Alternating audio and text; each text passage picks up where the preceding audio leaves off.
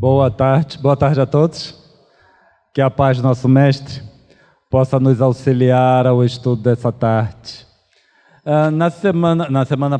No estudo anterior, nós falamos sobre a natureza da realidade.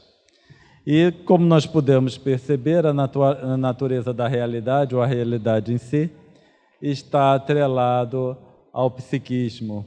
Então, por isso, hoje, nós estamos estudando a natureza da psique. Lembrando que o próximo estudo do nosso curso de Ciência e Espiritualidade será no dia 2/5. 12/5. Quem falou 2 para me complicar? Fenômeno real vezes realidade psíquica. Esse é o slide do estudo anterior, mas só para nós podermos nos posicionar para o estudo de hoje. Diz o seguinte: há aspectos inconscientes da nossa percepção da realidade. O primeiro deles é o fato de que, mesmo quando os nossos sentidos reagem a fenômenos reais e a sensações visuais e auditivas, tudo isso, de certo modo, é transposto da esfera da realidade para a da mente. Dentro da mente, esses fenômenos tornam-se acontecimentos psíquicos, cuja natureza radical nos é desconhecida. Então, quando nós falamos em realidade, existem duas, realidades entre aspas. A externa, que é realmente a que acontece, e a forma como é traduzida pelo psiquismo do indivíduo, do espírito. O que nós vivenciamos é essa realidade que é traduzida pelo psiquismo humano. Então, nossa realidade ela é mais psíquica do que física, mais psíquica do que material. Nós temos as questões materiais como muito sólidas, muito firmes nas nossas avaliações, mas essa experiência física, ela simplesmente dá ensejo à realidade psíquica. Então, o que nós vivenciamos é uma realidade psíquica. E aí, no Livro dos Espíritos, Kardec pergunta se é possível conceber o espírito sem a matéria, e eles falam sim pelo pensamento. Então, hoje a gente já tem uma noção de que tudo é concebido pelo pensamento, na verdade. E nós ainda temos uma grande dificuldade de dissociar espírito de matéria. Nós continuamos trazendo as duas coisas muito juntas, mas essa matéria é uma experiência psíquica que nós temos. Isso, quem falou essa colocação é de Jung, e nós hoje vamos analisar muitas coisas que foram trazidas por Jung. Ainda no mesmo livro de Jung, O Homem e seus Símbolos, ele fala o seguinte, e essa é a base para o nosso estudo de hoje. Há ainda certos acontecimentos que não tomamos consciência. Então, além daquela realidade que nós vivenciamos, realidade física, que tem uma expressão psíquica, além dessa, ainda existem acontecimentos que nós não tomamos consciência. Nós não temos a menor noção de que aconteceram. Isso não é brilhante?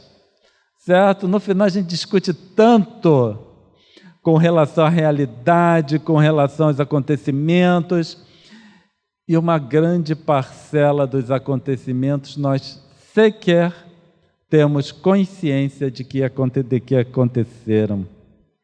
Permanecem, por assim dizer, abaixo do seu limiar, no limiar da consciência. Aconteceram, mas foram absorvidos subliminarmente, sem nosso conhecimento consciente. E a gente discute. Nós temos verdadeiras discussões a respeito de acontecimentos e muitos deles acontecem debaixo do nosso nariz e nós não nos apercebemos das suas ocorrências. E apesar de termos ignorado originalmente a sua importância emocional e vital, estas mais tarde brotam do inconsciente como uma espécie de segundo pensamento. Isso significa que, apesar de não tomarmos consciência desses acontecimentos, eles influem na nossa vida. Eles têm uma participação que nós sequer percebemos. Então, um espírito como nós, de um mundo de expiações e provas, nós vivemos num mundo de ilusão tão grande, nós nos iludimos. Porque nós cremos e nós discutimos e nós estamos certos de sabermos muita coisa. A gente não consegue nem saber tudo o que acontece ao nosso redor. E muito disso que nós não percebemos interfere na nossa vida e nós não percebemos. Nós sequer percebemos que eventos que não percebemos interferem na nossa existência. Isso é um espírito de um mundo de expiações e provas.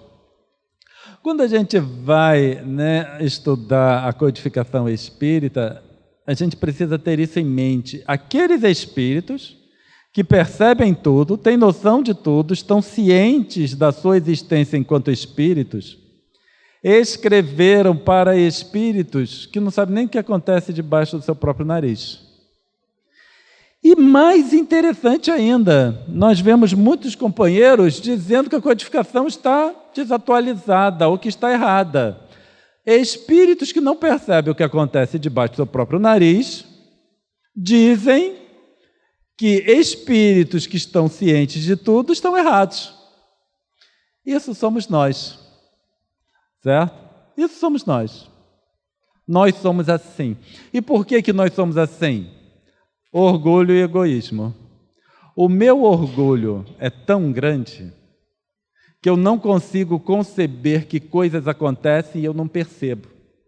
Quer dizer, eu não percebo nem que eu não percebo. Deu para entender? É realmente assim, tragicômico, vamos dizer assim. Argumentam ingenuamente que tal pressuposição implica a existência de dois sujeitos, ou, em linguagem comum, de duas personalidades dentro do mesmo indivíduo. Então, quando nós falamos em espíritos de um mundo de expiações e provas, nós não estamos falando em uma personalidade. E é isso que nós estamos acostumados. Eu, Cláudio, espírito, estou me expressando com essa personalidade Cláudio. É essa colocação que a gente faz, mas está equivocada. Eu, espírito, estou me expressando numa multiplicidade de personalidades, sendo que uma delas é Cláudio. Porque Jung começa a falar dois sujeitos. Ele falou dois, mas podem haver vários, certo? Então não é um espírito se expressando como Cláudio, é um espírito se expressando num conjunto de personalidades, sendo que uma delas é o Cláudio.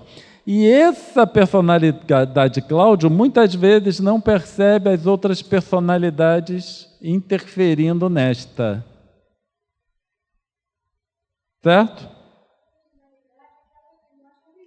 Não, na estrutura psíquica. Isso aqui que ele está falando, dois sujeitos, é na estrutura psíquica. Mais de um. Vai fazer mais sentido um pouquinho mais para frente. E estão inteiramente certos. É exatamente isso que ela implica. É uma das maldições do homem moderno, esta divisão da personalidade. Não é, de forma alguma, um sintoma patológico, é um fato normal, que pode ser observado em qualquer época e em quaisquer lugares. Detetor cintilador, não se assustem. Para nós entendermos a estrutura psíquica, nós precisamos correlacionar com alguma coisa conhecida. Certo? Aí a maioria vai dizer assim, mas isso eu não conheço. Você está falando que é desconhecido, mas eu não conheço. Mas nós vamos explicar. Certo? Então essa parte aqui, infelizmente, vocês terão que aceitar o que eu falar. Certo? Mas isso aqui é válido, isso aqui é material do meu curso, do curso que eu apresento de instrumentação nuclear, então isso aqui eu já apresento há décadas, certo? E isso é válido, a gente usa esse conceito, isso é válido. Nós vamos entrar no funcionamento de um detetor cintilador para nós podermos fazer a correlação com a nossa estrutura psíquica. E nós podermos, então, entender essa multiplicidade de sujeitos dentro de uma mesma estrutura psíquica. Tá? Então, nós vamos devagar nessa parte aqui. Primeiro, vamos entender o que é uma rede cristalina. Uma rede cristalina é como um sal qualquer, por exemplo, se apresenta. Então, esse aqui é o sal de cozinha, é o NaCl. Isso aqui é um bloco de NaCl. Nós normalmente vemos o sal de cozinha em pó, mas ele pode formar um cristal. Então, esse aqui, cristais grandes. Então, esse aqui é um cristal de NaCl. Todo cristal ele está relacionado com uma rede cristalina, por isso é um cristal. Forma uma rede cristalina. A rede cristalina está associada à forma como os átomos se agrupam. Tá bom? Então, nosso sal de cozinha, esse que nós usamos, ele é formado por 2 átomos. O cloro, que é esse verdinho aqui, e o sódio, que é o violeta. Tá? E aí, quando forma uma rede, porque quando nós colocamos sal na água, ele dissolve. Mas se vocês quiserem fazer o experimento, vocês fizerem uma solução, né? Colocarem muito sal de cozinha na água, deixar ela bem saturada e deixarem assim no canto, com o tempo ela vai formar no final uma estrutura desse tipo, um cristal.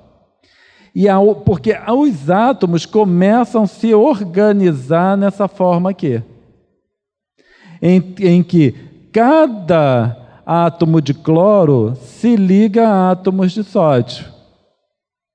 Então, forma-se essa estrutura que se repete. Então, isso é uma rede cristalina. Forma realmente uma rede em que os átomos se agrupam de determinada forma, formando uma estrutura sólida. Tá bom?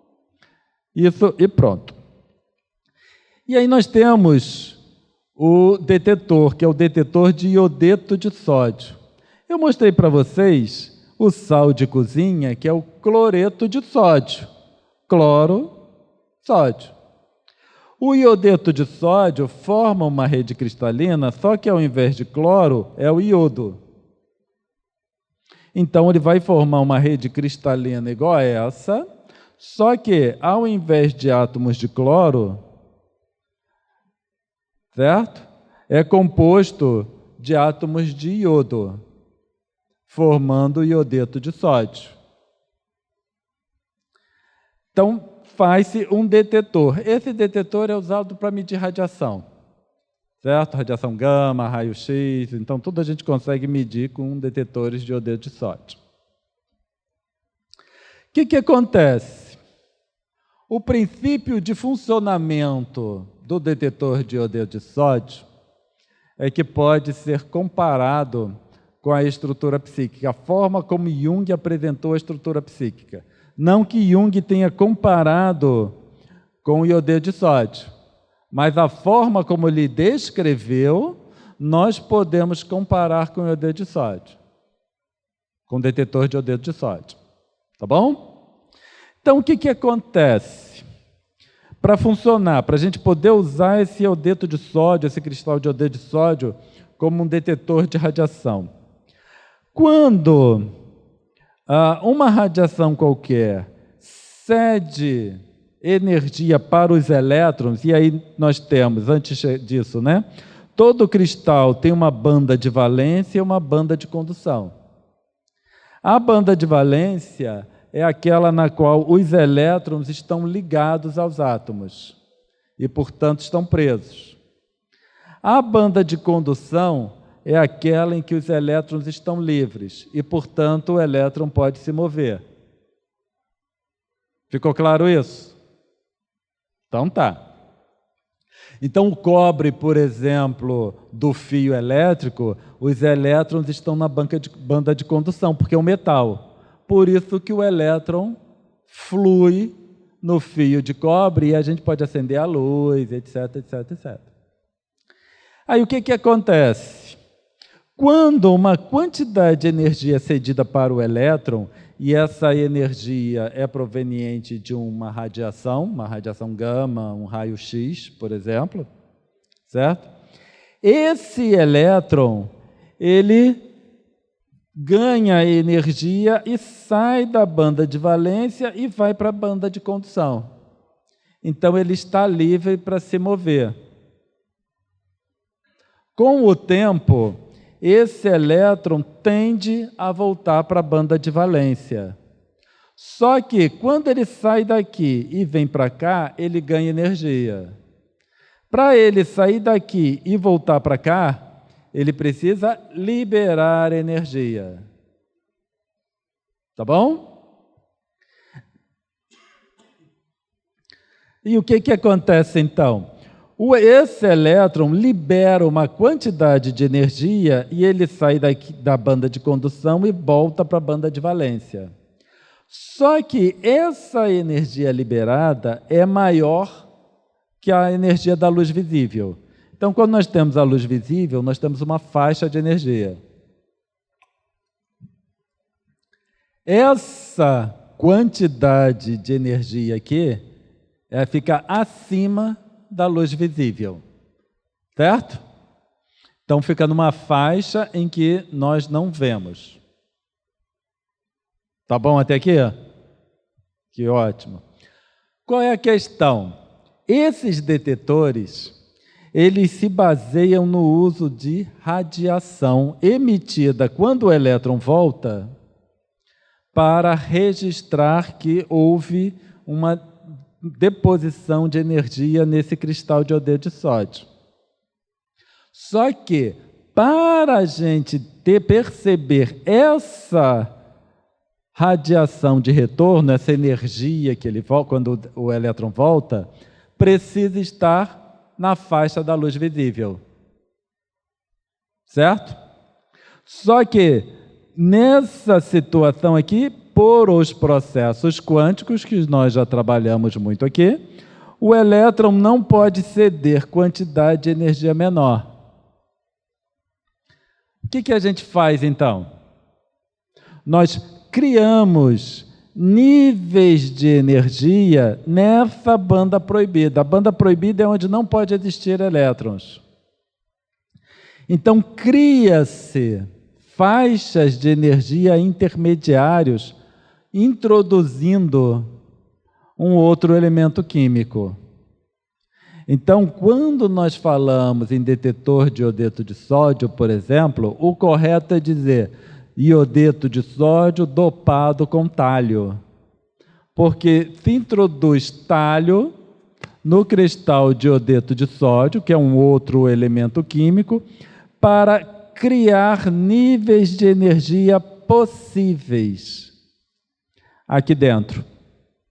E esse elétron, então, ao invés de liberar essa quantidade de energia grande e vir para cá, ele tende a fazer o caminho de menor gasto de energia, ou níveis de energia menores, que é através dos níveis que são criados pelo talho. E aí, então, nesse salto quântico aqui, o elétron passa de um nível mais alto para um nível mais baixo, emitindo radiação na faixa do visível. Ficou claro isso? O que a gente precisa entender? Né? Pergunta, Cláudio, disso tudo que você falou, o que eu preciso entender? Única e exclusivamente que nós, espíritos encarnados, conseguimos criar níveis de energia onde eles não existem. Nós podemos introduzir numa região que não existem níveis energéticos, não existe a possibilidade de ocorrência de certos fenômenos.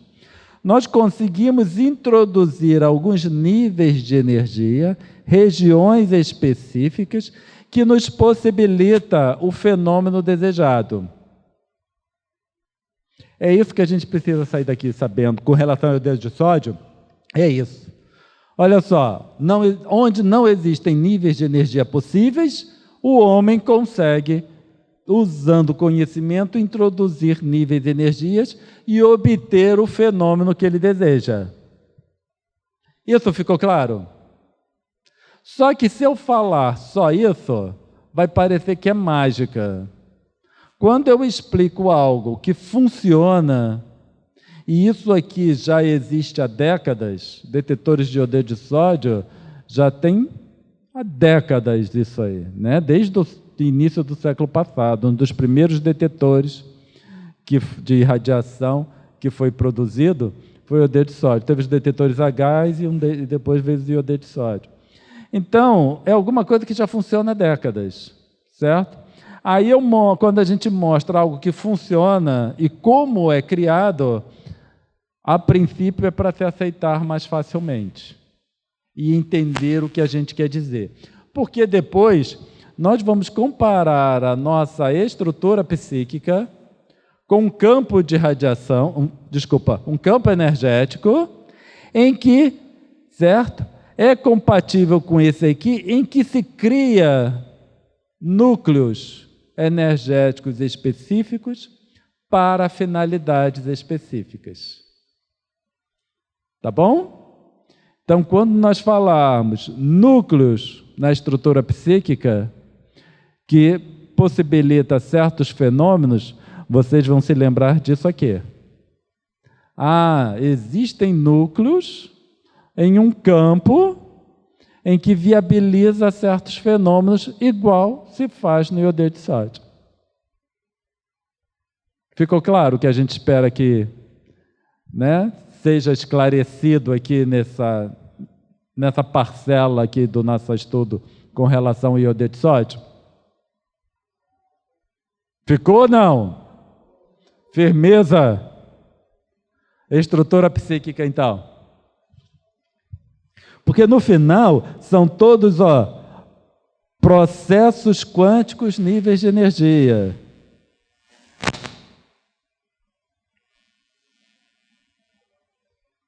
Desculpa, já vai.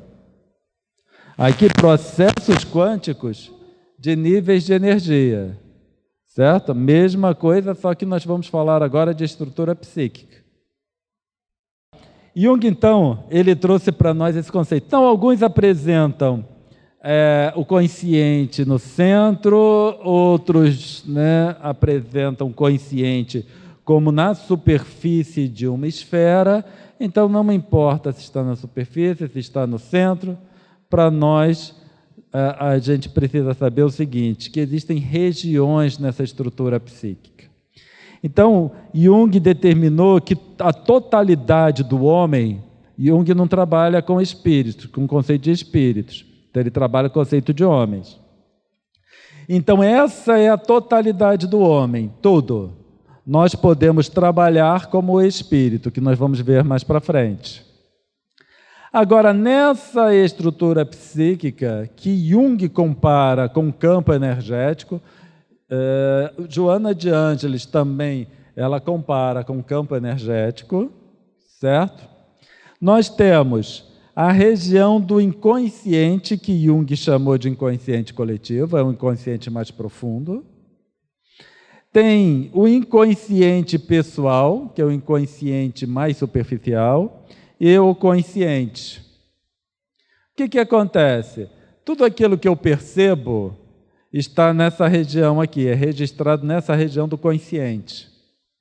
O que eu não percebo, lembra que nós falamos que algumas coisas, nós falamos não, Jung falou e nós lemos. Algumas coisas não alcançam o consciente, mas eles ficam registrados, né?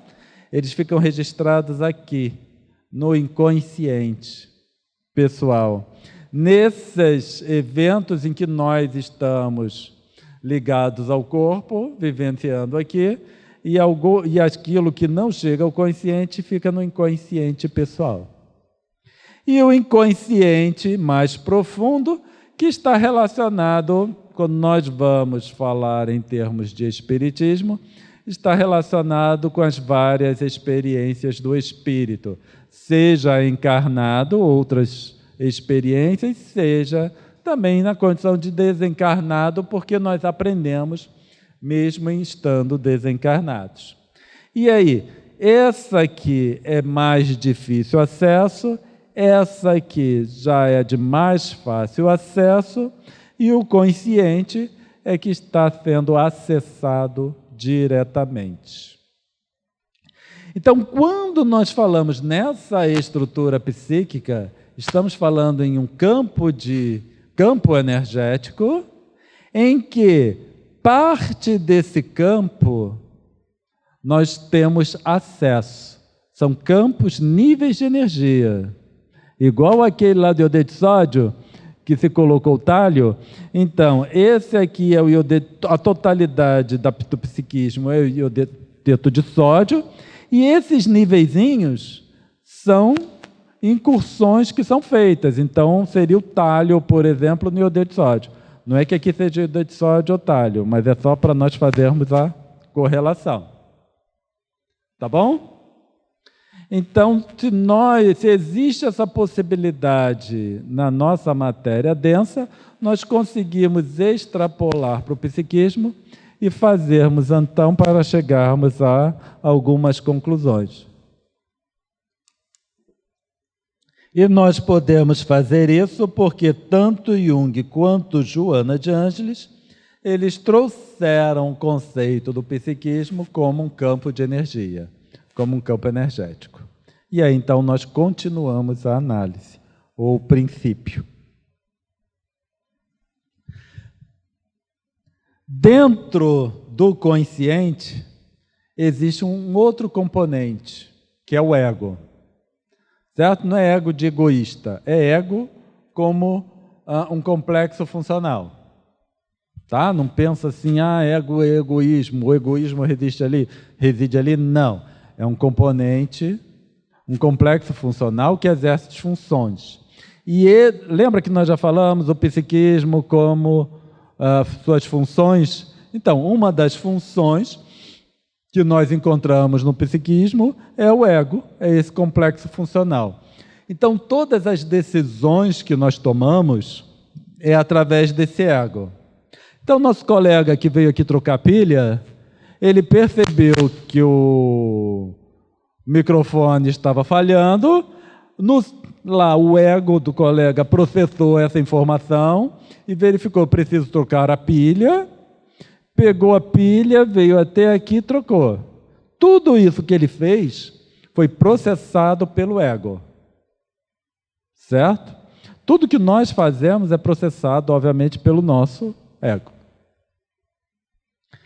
No inconsciente pessoal, existem outros complexos, que são os complexos, e que residem nesse meio. Então, dentro desse campo energético, desses níveis energéticos relacionados com o inconsciente pessoal, existem campos menores, ou níveis menores, que possibilitam outros fenômenos. Essas componentes são elas que interferem na nossa vida. Então, lá nós lemos Jung falando que muita coisa não é registrado subliminarmente e que volta para interferir na nossa existência é através da ligação desses componentes, que são os complexos, com o complexo funcional principal, enquanto personalidade encarnada, que é o ego. Dentro do inconsciente coletivo de Jung, nós encontramos outros componentes, que Jung denominou de arquétipos, que são componentes relacionados também com níveis energéticos, tal qual o talho no nosso detetor de iodeto de sódio, que possibilita fenômenos. E esses arquétipos estão relacionados com várias das nossas experiências enquanto espíritos. Aí já trazendo para uma interpretação espírita, certo? E tal como esses complexos que interferem na nossa vida, na nossa existência, esses arquétipos também continuam interferindo na nossa existência. Então, experiências que nós tivemos em outras situações, seja outra encarnação ou na erraticidade, podem ainda, ou podem, não apenas podem, mas interferem no nosso comportamento hoje, nas nossas decisões hoje. E nós não temos a menor noção do que isso acontece, de que isso acontece. Aqueles que são mais atentos, eles percebem uma perturbação mental. Sabe aquilo que a gente fala que é obsessor? Sabe? Às vezes, a maioria das vezes não é obsessor nada. Não são espíritos que se aproximam de nós, que a gente começa a fazer prece para que assim, tentando inibir ou esconder nossas intenções, a gente pede para o irmão ser socorrido, mas o que a gente está pedindo mesmo é para o irmão ser levado embora, longe de nós. Certo? Não, na verdade é isso. Não deveria ser, não estou dizendo que deveríamos pedir isso. Nós devemos realmente orar pelo irmão, não para nós ficarmos livres do irmão. Viu a diferença? O que acontece? Mas a maior parte das vezes a gente fala que é um espírito. Chegou um espírito, estou sentindo uma perturbação. Médium, então, aí é espíritos em propulsões que chegam perto deles. Grande maioria são essas suas componentes que interferem. Porque todas as vezes que existe uma interferência, o indivíduo sente uma perturbação. A perturbação vai ser maior ou menor, dependendo do nível de interferência. A educação mediúnica, quando nós falamos em educação mediúnica, e isso deveria ser a base de todos os centros espíritas, de todo o movimento espírita, é ensinar o médium a se acostumar com essas intromissões do seu próprio psiquismo. A gente relega que são outros espíritos. É perturbação de espírito, ele tem que fazer prece para o espírito ficar longe. Mas o maior problema dele é ele mesmo. Não são os outros espíritos. Então, o médium em si, ele precisa se acostumar com essas intromissões do seu próprio psiquismo. Porque quando entra na comunicação mediúnica, propriamente dita, o que acontece é a ação de conteúdos de outro espírito interferindo no seu próprio psiquismo. No seu psiquismo. Então, quando eu me acostumo com as intromissões dos meus conteúdos psíquicos em mim mesmo, eu vou estar pronto para não me incomodar quando outro espírito se comunica através de mim. Ficou claro isso? Uma coisa que sempre me surpreende muito, né, isso não foi apenas ensinado, mas foi demonstrado pelos nossos mentores, que muitas vezes, quando a gente vê um médium iniciante em alto nível de perturbação, e muitas vezes um espírito incorporado, alto nível de perturbação, que a gente acha que está um obsessor ali que tomou conta dele, porque ele é um médium sem experiência, e a gente fica fazendo prece para o espírito ir embora, é o mentor dele que incorpora. E sabe por quê? Para proteger o médium. Nós fazemos prece para um espírito que incorporou, visando a proteção do médium, nós fazemos prece para ele ir embora. É óbvio que ele não vai embora. E a gente surpreende ainda quando ele não vai embora. Mas como esse espírito vai embora? A gente está fazendo tanta prece, chamamos todo o grupo para fazer prece pelo companheiro, é porque ali está um mentor, auxiliando o indivíduo, porque se ele não incorporasse uma mente bem alinhada, aquele médium surtava mais ainda. Se deixasse um obsessor, se eles deixassem um obsessor incorporar num médium naquela condição, o indivíduo surta. Ele não vai ter condições de suportar. Então, nós precisamos estar atentos para reconhecer se é o mentor que está ali naquele médium iniciante, um médium perturbado, ou se é realmente um obsessor. Jung diz o seguinte, quando a gente estuda, né, o psiquismo e correlaciona, né, o que Jung vem trazer com o que está no livro dos médiuns, na codificação como um todo, alguns livros de André Luiz, Viana de Carvalho, Manuel Filomeno de Miranda, nós acabamos vendo como nós interpretamos equivocadamente fenômenos mediúnicos. Certo? Porque a base do fenômeno mediúnico precisa ser a estrutura psíquica. Precisa ser os fenômenos psíquicos para nós entendermos os fenômenos mediúnicos, que não deixa de ser fenômenos psíquicos. Um fenômeno mediúnico, no final, é um fenômeno psíquico. Jung, no livro A Natureza da Psique, onde ele fala em limites energéticos. Não é sem justiça que colocamos a consciência, por analogia, em ligação com as funções de sensação, de cuja fisiologia deriva o conceito de limiar. O número das vibrações perceptíveis ao ouvido humano varia de 20 a 20 mil por segundo, e o comprimento de ondas da luz visível vai de 7.700 até 3.900 angstroms.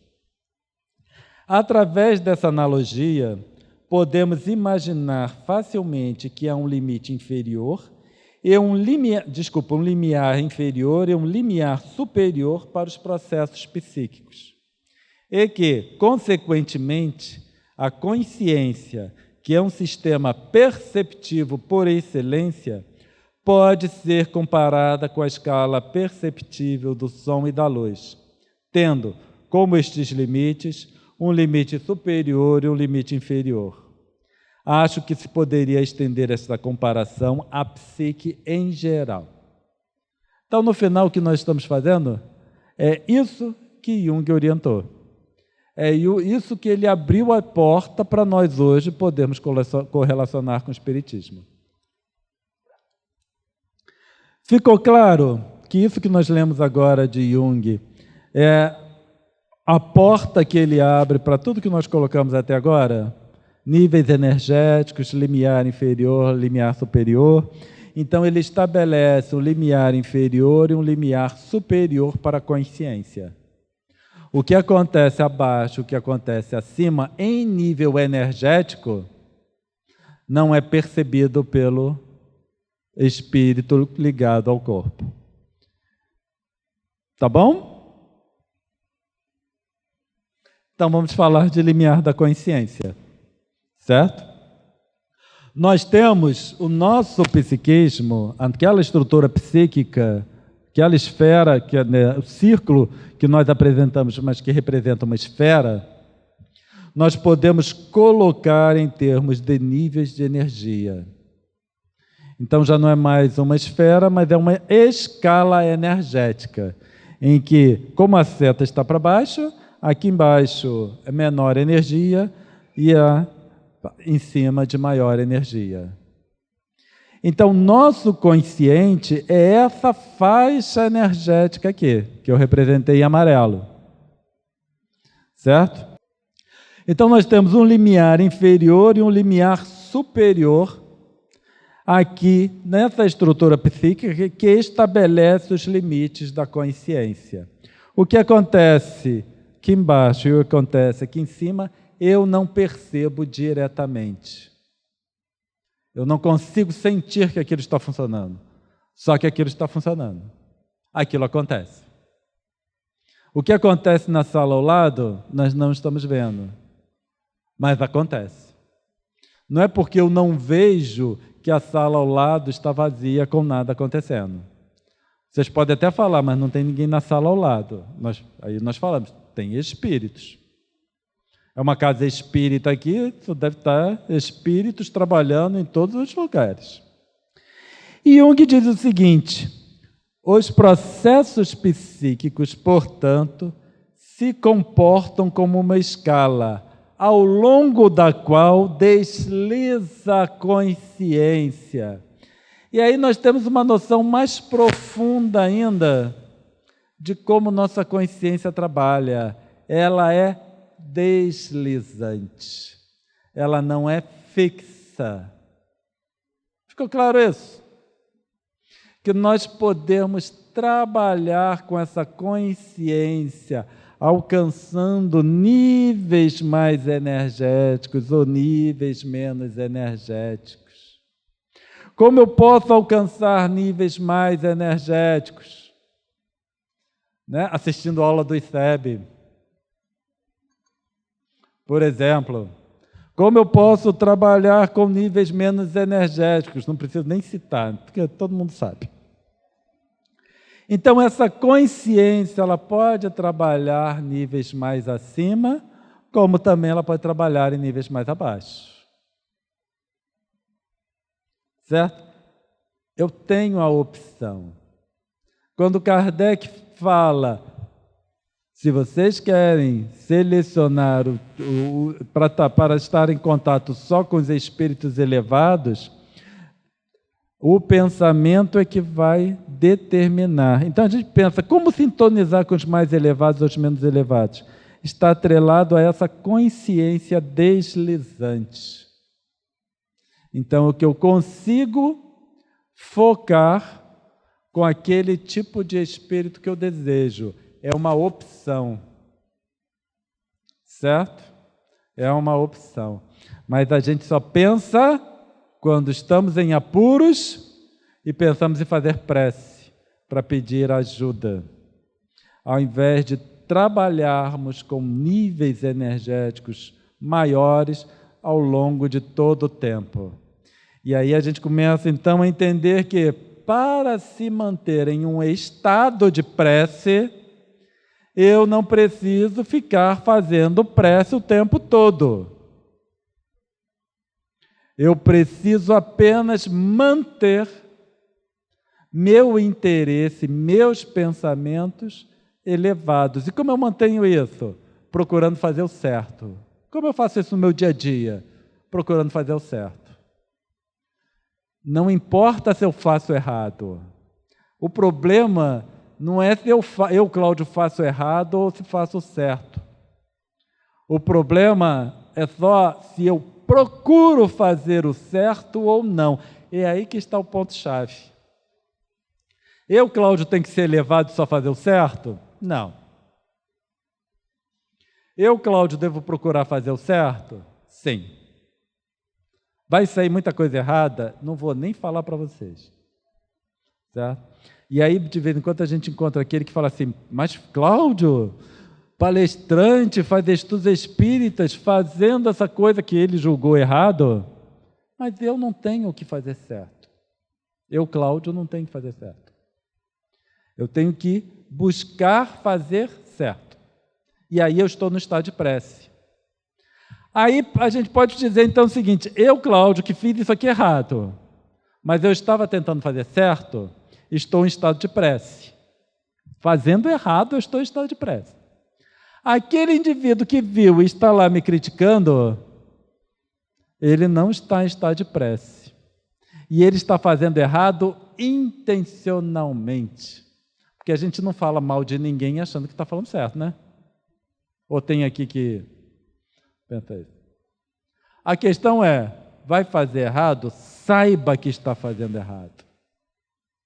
Certo? O problema também não é fazer errado, é saber que está fazendo errado. Eu sei que estou fazendo errado, mas ainda não consigo fazer o certo. Isso é honestidade para consigo mesmo. Ficou claro isso? A diferença? Eu faço errado, só que eu arrumo desculpas para eu fazer errado. Eu estou errado. Eu faço errado, sei que estou fazendo errado, reconheço, mas não consigo fazer o certo. Pelo menos estou sendo honesto comigo mesmo.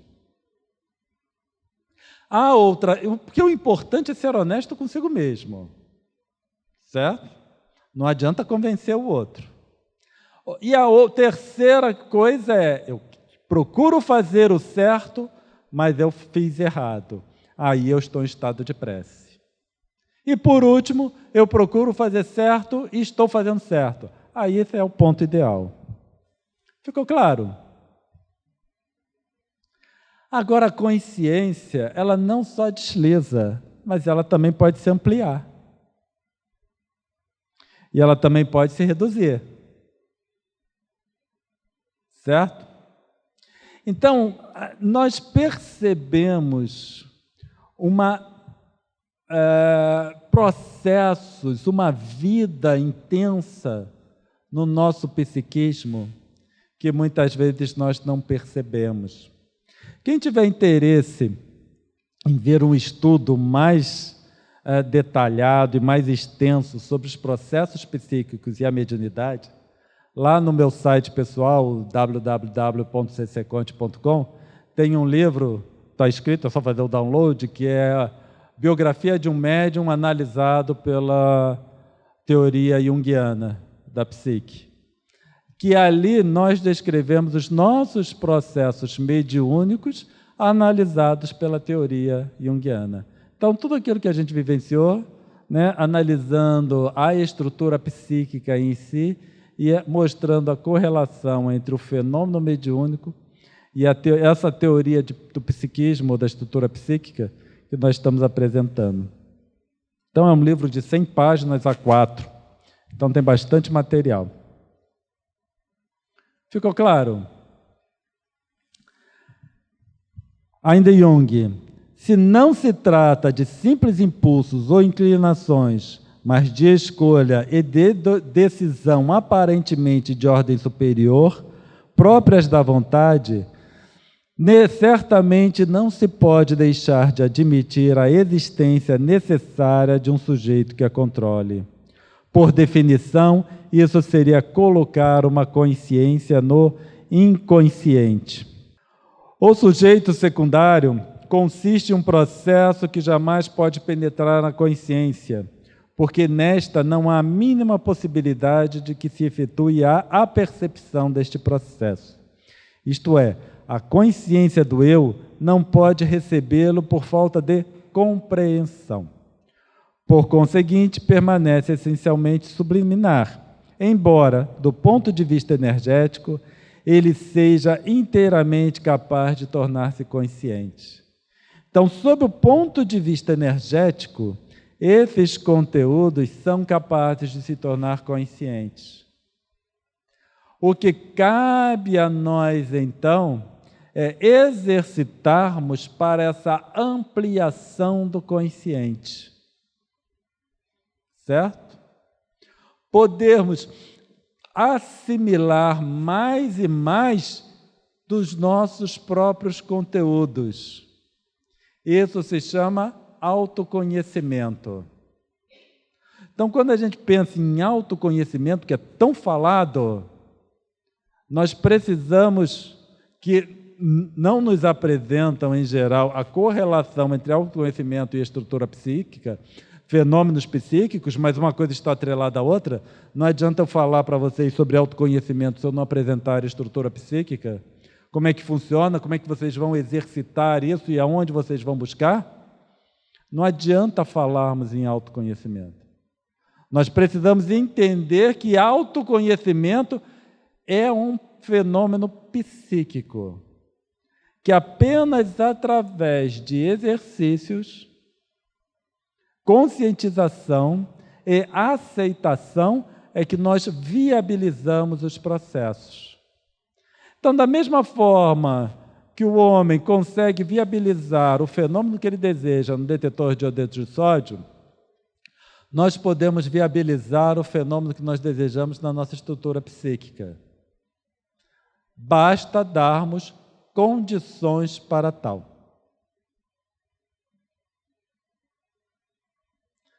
A gente ainda precisamos conciliar as múltiplas experiências do espírito com os níveis energéticos da psique.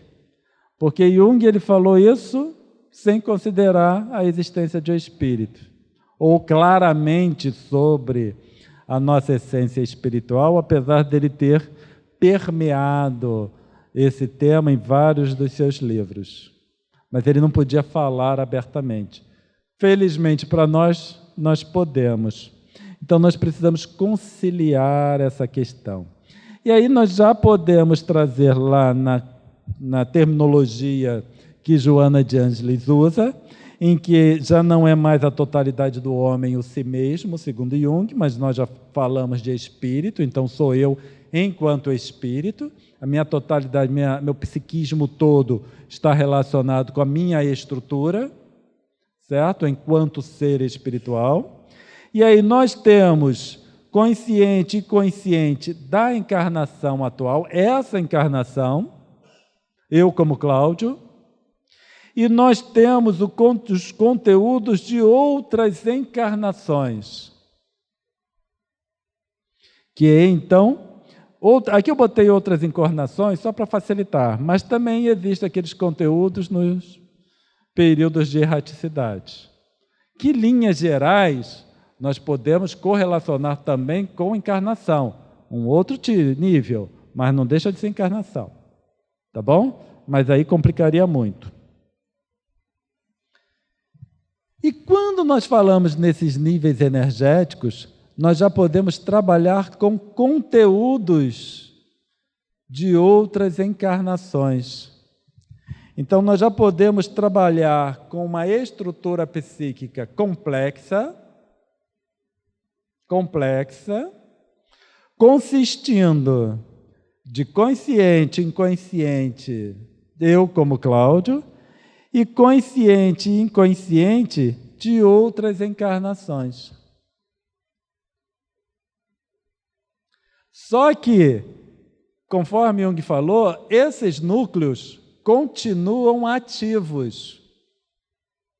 Então, eu já não falo mais em outras encarnações, por exemplo, do passado, como encarnações passadas. Nós estamos falando em núcleos consciente e inconsciente ainda ativos. Lembra lá que Jung falou? Outra personalidade, outro sujeito.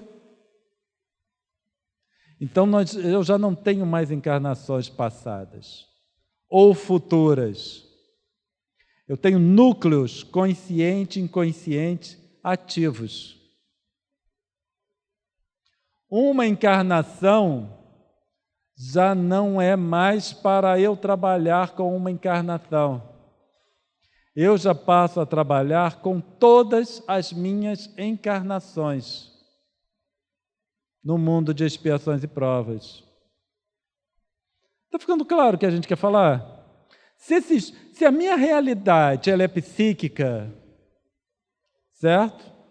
Se eu aqui, em contato com vocês, não é uma realidade física, mas uma realidade psíquica, quando nós falamos em outras encarnações como núcleos ativos, nós estamos falando em realidades psíquicas. Certo?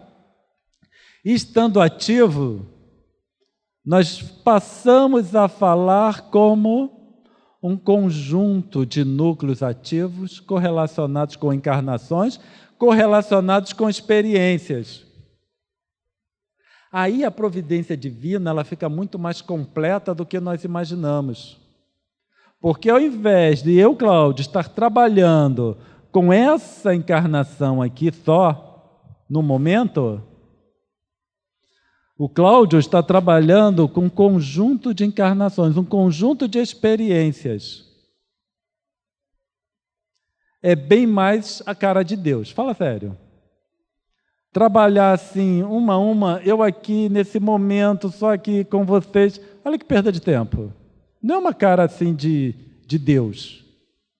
Mas quando a gente vai para Deus, né, isso aqui é o que a gente consegue fazer, quando a gente vai para Deus, e aí nós pensamos que nós estamos trabalhando todas as experiências que nós tivemos, ou que temos nesse mundo de expiações e provas, para mim é mais cara de Deus. ela é mais profunda. E aí nós entendemos o budismo, quando ele fala no ciclo de Sansara. Muitos pensam que o budismo fala encarnação, mas ele não fala encarnação. O budismo não considera encarnação. O budismo considera como experiências. Ele diz que é a consciência que vai passando. Muitos, ao lerem o budismo, consideram que quando eles falam, né, em vivências, eles estão falando em encarnações, mas não são. Certo? Quando nós analisamos sob esse ponto de vista, colocando a encarnação não como uma, mas como uma multiplicidade de encarnações, todas ativas, e nós tendo todas aquelas experiências, nós estamos falando não apenas em encarnações, mas estamos falando em consciência que está sendo trabalhada, ou que estão sendo trabalhadas. Ficou claro?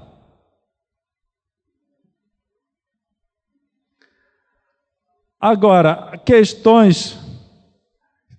Vou passar essa aqui, porque senão não vai dar tempo. Então, no final, qual seria... Nós precisamos colocar tempo nessa questão. Então, qual seria a maior representação para considerar tempo? Todas as encarnações acontecendo ao mesmo tempo ou sequencial? Esse aqui é o natural de nós considerarmos a encarnação sequencial.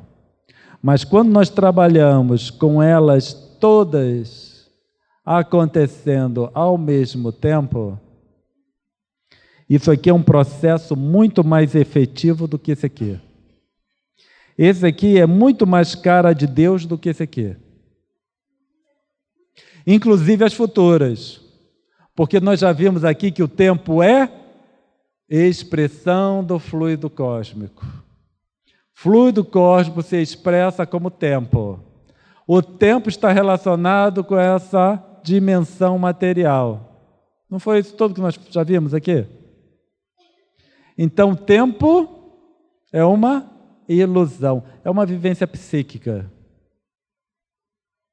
Então, quando nós trabalhamos com todas as encarnações, que nós chamamos de presente, passado ou futuras, nós estamos trabalhando de uma forma muito mais efetiva, em que todas as experiências influem em todas as decisões. A minha transformação não é que eu vou aos pouquinhos de encarnação em encarnação. A minha evolução, a minha transformação, ela acontece em todos. E aí vão dizer, mas lá no Livro dos Espíritos diz que o Espírito não se divide. Sim, o Espírito não se divide, é uma só. Mas lá no Livro dos Espíritos eles também dizem que o Espírito irradia. Então, no final, eu, enquanto Espírito, não preciso me dividir para todas essas encarnações. A partir do momento que são composições ou componentes psíquicas, eu posso irradiar, certo? E atuar num conjunto de encarnações.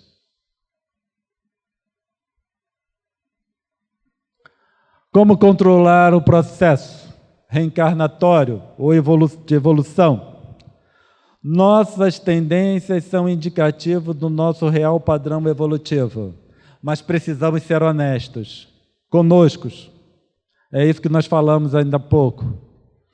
Eu faço errado, mas saiba que está fazendo errado. Não tente encontrar desculpas para as falhas, para as próprias falhas. O conhecimento dessas tendências propicia formas de controle. Eu só posso controlar a partir do momento que eu reconheço. Por isso é importante eu fazer errado, que eu não posso ainda fazer certo. Eu faço errado, mas reconhecendo que eu faço errado. Porque é isso que vai me possibilitar o quê? Fazer o certo no futuro. Enquanto eu disser ou encontrar desculpas, eu vou continuar fazendo errado e encontrando desculpas. O controle é realizado pelo enfraquecimento energético dos conteúdos. Eu fiz errado hoje, reconheço que eu fiz errado. Trabalho, sei que não devo fazer. No próxima vez, já vai estar mais fraca, mais enfraquecida. Depois de 10.000 vezes, aí enfraquece. Ao perceber a situação de queda se formando, devemos trabalhar pelo controle antes da queda. Queda é fazer errado, ou ter uma reação intempestiva. Quando o processo se inicia, é um processo físico, energético. Quando o processo inicia, é preciso que o processo chegue ao fim. Conosco. Numa manifestação mediúnica desequilibrada, não adianta tentar conter. É um processo energético. O processo mediúnico é um processo energético. Então não devemos parar antes do tempo. Não se deve fazer isso, pois pode causar danos ao médium. É preciso conduzir o processo. Perceberam a diferença? Uma coisa é eu querer que o processo pare agora. Outra é eu conduzir o processo de forma segura. Então, duas coisas diferentes. Quanto mais frequente a descarga completa, mais forte ela fica. Quanto mais vazão eu der para essas atividades equivocadas, me comprazo, então eu faço, mais forte fica. Quanto menos vazão eu der, mais fraca ela vai ficando. E quanto menos frequente, mais fraco fica. Tá certo? Para terminar, lá no Evangelho segundo Mateus, está aqui Evangelho de Mateus, mas desculpa, é Evangelho segundo Mateus, em que Jesus disse: reconciliai-vos o mais depressa possível com os vossos adversários, enquanto estáis com ele a caminho, para que ele não vos entregue ao juiz, o juiz não vos entregue ao ministro da Justiça e não sejais metidos em prisão. E nós tomamos o adversário como outro, não é isso? Mas o adversário somos nós mesmos. Joana de Ângeles, no livro Triunfo Pessoal, ela diz o seguinte: as paixões dissolventes que aturdem o ser e que encarceram a consciência nos conflitos. Esse é o nosso adversário, certo? Nossas próprias paixões. Essas paixões, esses conteúdos que me encarceram. E aí, quando nós lemos o que Jesus quis dizer para nós, que esses adversários são os meus próprios conteúdos, só eles podem me encarcerar. São os meus conteúdos que me trouxeram para o mundo de expiações e provas, não foi ninguém mais. Infelizmente, não temos tempo para continuar, e nós encerramos por aqui.